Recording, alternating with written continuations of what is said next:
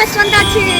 ஆமா கைஸ், இன்னைக்கு எங்க அப்பா கடையில் கிறிஸ்மஸ் ஸ்பெஷலாக டெக்கரேட்டிவ்ஸ் அதெல்லாம் என்னென்ன வந்துட்டு வாங்க ஒன்றா பார்க்கலாம். கேப்பே டிஃப்ரெண்ட்டாக இருக்குன்னு பார்க்குறீங்களா? ஆமாம் கைஸ், நம்ம கடையில் கிறிஸ்மஸ் ஸ்பெஷலாக யூனிக் ப்ராடக்ட்ஸ் அண்ட் டிஃப்ரெண்ட்